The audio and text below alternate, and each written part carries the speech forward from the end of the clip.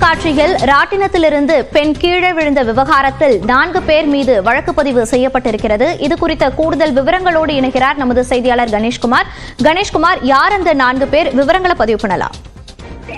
Monica, விருதுநகரில் பங்குனி திருவிழாவை முன்னிட்டு கேவிஎஸ் பள்ளியில் பிரமாண்டமான பொருட்காட்சி என்பது கடந்த சில வாரங்களாகவே தொடர்ந்து நடைபெற்று வருகிறது. இந்த பொருட்காட்சியில் நேற்று பங்கேற்றிருந்த பாத்திமா நகரை சேர்ந்த கௌசல்யா என்ற இளம்பெண் தலைகீழாக சுற்றக்கூடிய ராட்சத ராட்டினத்தில் சென்ற போது எதிர்பாராத விதமாக கீழே விழுந்து பலத்த காயமடைந்திருக்கிறார். அவருக்கு தற்போது தனியார் மருத்துவமனையில் தொடர்ந்து சிகிச்சை பெற்று வருகிறார். அவருக்கு கால் முறிவு ஏற்பட்டுள்ளதாக மருத்துவர்கள் தெரிவித்திருக்கிறார்கள். இத்தகைய சூழலில் இந்த சம்பவம் என்பது பொருட்காட்சியில் பங்கேற்றிருக்கக்கூடிய அனைத்து பொதுமக்களிடையே ஒரு பெரும் அதிர்ச்சியை ஏற்படுத்தக்கூடியதாகவே பார்க்கப்பட்டது.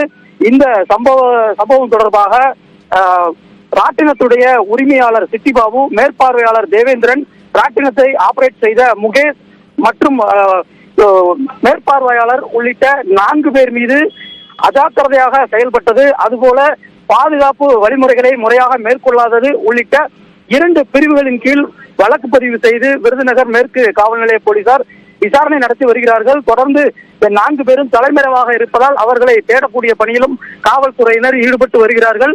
இந்த சம்பவத்தின் எதிரொலியாக இன்று பொருட்காட்சி நடைபெறுமா என்ற ஒரு கேள்வியும் எழுந்திருக்கிறது.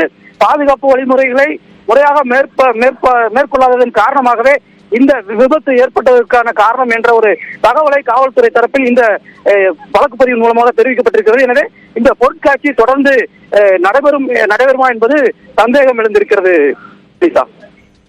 விவரங்களை பதிவு செய்தமைக்கு நன்றி கணேஷ்குமார்.